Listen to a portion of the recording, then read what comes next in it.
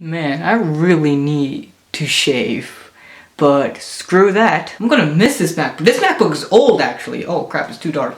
But this MacBook right here, this is getting old. Wanna know why? Because Apple today or yesterday, depending on when you're watching this, announced the new MacBook Pro. And I think they killed off the MacBook Air at this event because, like, you know, the MacBook normal edition and the MacBook Air are basically the same thing, so they killed off Air. And yeah, there's a new MacBook Pro. It has a completely new design. There's a picture right there. Look how skinny that is. And yeah, I'm not gonna be talking about, like, you know, the specs or whatever, all that crap that you don't really understand, because I don't know. I'm just gonna talk about the biggest feature about this MacBook, which is this new display right above the keyboard. So before, you had, you know, your basic controls right there, like your brightness, your mission control, and like the launch pad or whatever, and your like keyboard brightness, your music, media, your volume, and your power button. You know, that was there before, but now it's all touchscreen. So here is the video, or like a sample of the video right there. It's like more controls pretty much. Depending on what app, it changes, you know, the setting or like the buttons. So if you're in the Photos app, you can see right there, there's like a little like panel right there, and like, you know, you can scroll through any picture you want. If you want to edit a picture, you can see there's like multiple controls, like, you know, crop the image and like the way you want it and all that stuff, and you can click done right there. And with mail, you can see like if you want to send an email, you click on that. Predictive key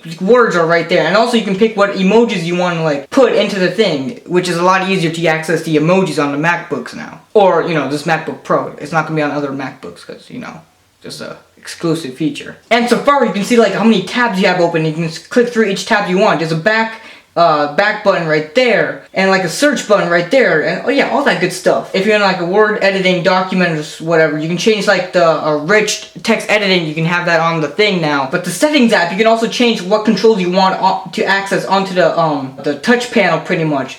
So you can have different controls. You can customize it however you want. So it's not like, you know, you're stuck with this like what Apple is known for doing. But I kind of mixed feelings about that because number one, like it's gonna be awkward to, you know, place your finger above the keyboard like that, you know what I'm saying? Because it's not every day when you do that. I guess you can get used to it over time. And for the first time ever, I'm actually kind of surprised that Apple did this, because this was a rumor and I was like, I don't think Apple's gonna do that. That's like, it feels fake pretty much, looking at like the video and like the image and stuff. But now, since Apple did it, this is the first time they did it on a MacBook, and this is the first time the MacBook Pro got a huge design change since like, what, 2011 MacBooks is when they changed the design? Yeah, it's kind of a different design. It's new. I like it a lot. It's something I really want, so I mean, might have to sell this MacBook, but I like this MacBook though. I like the old school. But yeah, the new MacBook is pretty cool. That's one of the biggest features of this new MacBook. And yeah, Apple says this is the brightest and like most crispiest, I guess that's a word,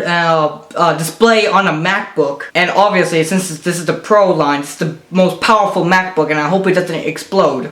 Basic stuff before, 10 hours of battery life, you know, that's been there. And as you can see, the display is like the most colorful display the MacBook and Apple have ever produced. And the speakers, they updated the speakers a lot. So on the 15-inch MacBooks, like, you know, the speaker grill used to be on like next to the keyboards because the screen was bigger. That means like the whole body was bigger. That's why, you know, they had room to put something there. In the 13-inch model, you know, the speakers were behind or like underneath the MacBook, so the audio wasn't as good compared to the 15-inch. Now the speakers on the 13-inch are still at the bottom, but they completely changed the design of it. So now you have up to 58% more volume and 2.5 times louder bass and 2 times dynamic range. Actually, never mind. The speaker on the 13-inch is like at the top of, it's right next to the keyboard. Ignore whatever I just said before. The speaker is actually on next to the MacBook keyboards like it is on the 15-inch now. So yeah, it's gonna be a lot louder. I'm kind of happy they did this. Also, they updated the keyboards. Instead of like the plain keyboards that, you know, every computer has, they updated it to the butterfly mechanism,